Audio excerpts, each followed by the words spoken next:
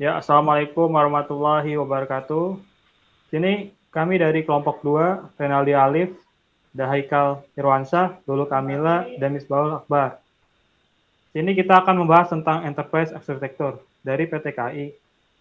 Selanjutnya, kita akan membahas tentang preliminary yang akan dijelaskan oleh Lulu Kamila.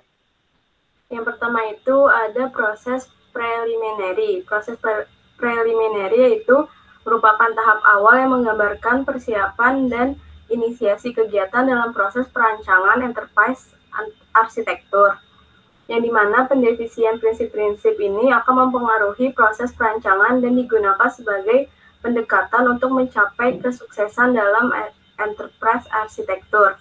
Pada Kereta Api Indonesia Persero, merupakan satu-satunya badan usaha milik negara atau BUMN perkeretaapian di Indonesia. PT KAI sebagai perusahaan yang dimiliki sepenuhnya oleh negara secara konsisten yang menerapkan prinsip transparansi, akuntabilitas, tanggung jawab kemandirian, dan profesionalisme dalam mengelola menjalankan bisnisnya dengan tetap berpedoman pada peraturan perundang-undangan yang berlaku. Penerapan Good Corporate Governance atau GCG di PT KAI sebagai suatu sistem dan struktur untuk mengatur bagaimana perusahaan dikelola yang bertujuan untuk meningkatkan daya saing dan keberlanjutan usaha. Dengan adanya pembagian fungsi, hak, kewajiban, dan tanggung jawab pihak yang berkepentingan secara jelas, memberikan landasan untuk kepastian seluruh proses dan mekanisme yang dilakukan baik untuk mencapai tujuan perusahaan serta mencegah penyimpangan dan risiko yang dapat mengakibatkan kegagalan pencapaian tujuan perusahaan. Selain dimaksud untuk mengarahkan dan mengendalikan perusahaan dalam mencapai tujuan yang telah ditetapkan, penerapan prinsip GCG ini juga dimaksud untuk memperhatikan keseimbangan antara hak dan kewajiban stakeholder. Penerapan GCG juga mempercepat PT KAI dalam membentuk budaya perusahaan, yaitu integritas, profesionalisme, keselamatan, inovasi, dan pelayanan prima di lingkungan usahanya. Lalu di sini ada arsitektur preliminary. Penerapan CGI di PT KAI Persero untuk mencapai keberhasilan atas visi misi dan tujuan perusahaan berlandasan pada 5 prinsip dasar CGI, yaitu transparansi, yaitu keterbukaan dalam melaksanakan proses pengambilan keputusan dan kebukaan dalam pengungkapan informasi material dan relevan mengenai perusahaan. Accountability, yaitu kejelasan fungsi pelaksanaan dan pertanggungjawaban organisasi sehingga pengelolaan perusahaan terlaksana secara efektif. Pertanggungjawaban, yaitu kesesuaian di antara pengelola perusahaan terhadap peraturan perundang-undangan dan prinsip-prinsip kompetensi yang sehat. Slide selanjutnya. Keempat ada kemandirian, yaitu keadaan di mana perusahaan dikelola oleh personal tanpa bentukan atau pengaruh tekanan dari pihak manapun yang tidak sesuai dengan peraturan undang-undangan yang prinsip-prinsip korporasi yang sehat. 5. Kewajiban, yaitu keadilan atau kesetaraan di dalam memenuhi hak pengakuan kepentingan atau yang timbul berdasarkan perjanjian dan peraturan perundang-undangan. Selama 3 tahun berturut-turut, skor GCG pada KAI selalu meningkat. Skor ini dapat dari hasil penilaian oleh BPKP atau Badan Pengawasan Keuangan dan Pembangunan Perwakilan Jawa Barat. Skor GCG pada PT KAI selama 3 tahun terakhir yaitu tahun 2016, 2017, dan 2018. Pada tahun 2016, skornya adalah 89,11. Pada tahun 2017, skornya 89,733. Dan pada tahun 2018, skornya 90,025. Next. Berikutnya ada arsitektur goalnya, yaitu sasarannya adalah menjadikan kereta api sebagai alat transportasi yang handal dan dipercaya sehingga menjadi alternatif utama untuk transportasi, khususnya di Pulau Jawa. Strategi yang diterapkan dan target pasar yang dibidik adalah menciptakan nilai dengan memperhatikan variabel psikografi dan variabel perilaku. PT KAI membagi segmen pasar ke dalam beberapa tingkatan. Next. Visi dan misi PT KAI yaitu visinya sebagai penyedia jasa kereta api yang fokus pada pelayanan pelanggan dan memenuhi harapan stakeholder. dan misinya yaitu menyelenggarakan bisnis perkeretaapian dan bisnis usaha penunjang melalui praktik bisnis dan model organisasi terbaik untuk memberikan nilai tambah yang tinggi bagi stakeholder dan kelestarian lingkungan berdasarkan 4 pilar utama, yaitu keselamatan, ketetapan waktu, pelayanan, dan kenyamanan. Nah, selanjutnya kita masuk ke arsitektur vision dari PT KAI. Di sini ada value chain modelnya, yaitu di sini ada pendukung-pendukungnya, yaitu yang pertama ada infrastruktur perusahaan. Isinya ada planning, finance, MES, dan legal service. Terus juga ada human resource management, ada pengembangan teknologinya, dan juga ada procurement, yaitu pembelian. Terus ada aktivitas-aktivitas utama yang dilakukan oleh PT KAI. Pertama ada logistik inbound atau logistik ke dalam. Itu meliputi gerbong, kecepatan kereta, fasilitas kereta, dan juga pelayanan karyawan. Lalu ada operation, yaitu lokomotif dan juga bahan bakar. Terus ada logistik outbound, yaitu isinya ada staff, masinis, dan juga masyarakat. Terus ada pemasaran dan juga penjualan. Di sini bisa melalui website, brosur, dan juga iklan. Dan terakhir ada pelayanannya, yaitu kebersihan, keamanan, keselamatan, dan juga tepat waktu.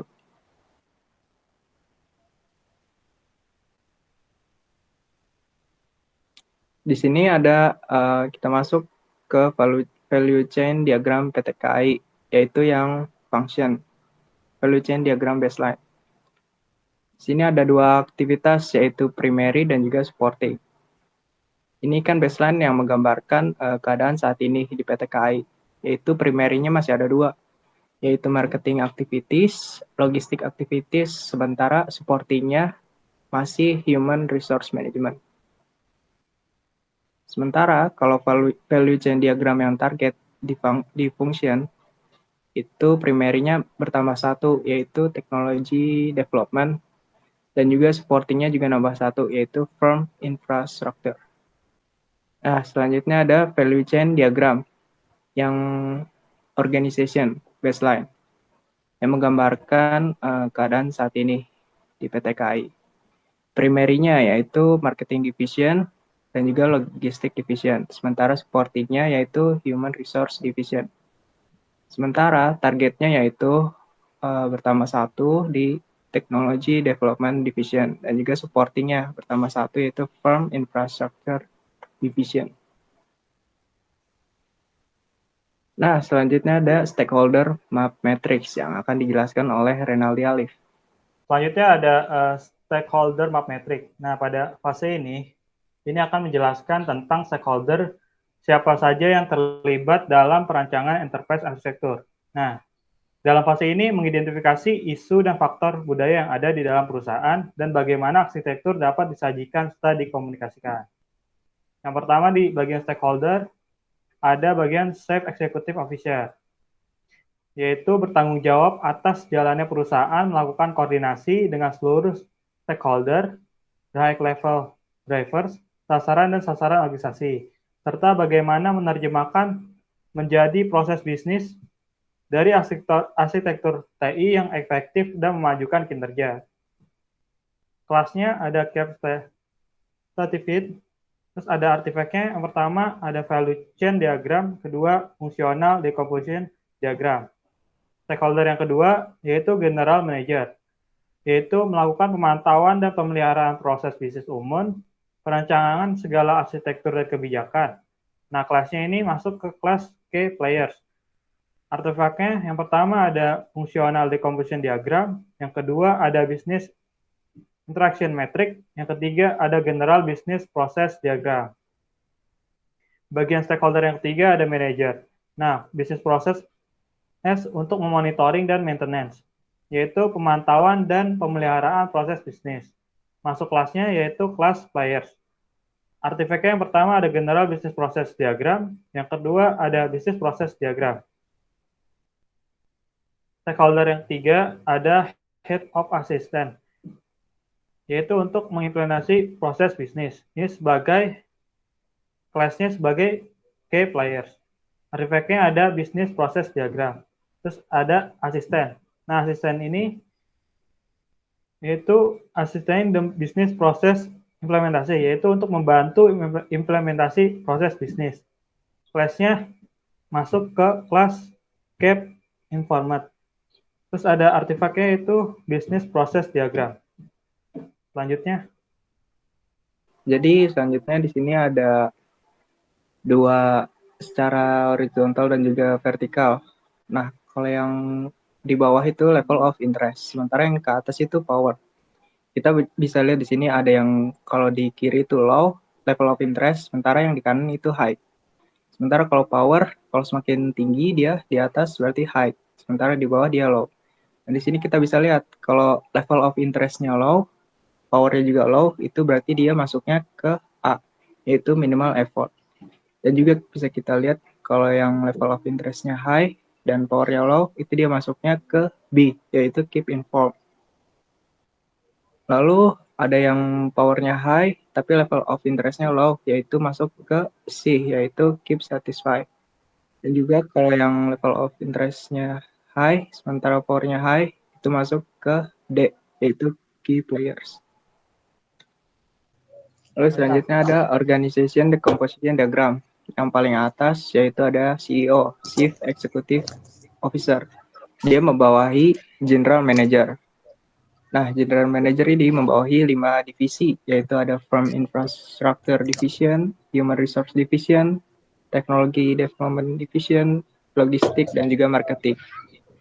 Nah, Technology Development ini, dia melakukan yaitu ada CRM dan juga e-ticketing. Terus logistik, dia ada dua, yaitu outbound logistik dan juga inbound logistik. Nah, lalu ada marketing division. Dia melakukan 3 hal, yaitu promotion, advertising, dan juga berkooperasi dengan agen travel. Nah, selanjutnya, Renal. Selanjutnya ada solution concept diagram, yaitu menggambarkan konsep usulan yang akan diterapkan. Nah, usulan tersebut akan digambarkan secara garis besar untuk menampilkan solusi yang diharapkan perusahaan. Pada slide ini dijelaskan tentang solution concept diagram pada baseline, yaitu gambaran kondisi yang sedang terjadi pada perusahaan. Pada PT KAI. Nah, di sini ada aplikasi yang tidak terintegrasi. Pertama ada Human Resource Module, yaitu melakukan penerimaan pegawai. Yang kedua ada pengunduran diri. Terus di bagian logistik modul, yaitu ada inbound logistik. Customer Relationship Module, ada pemesanan tiket.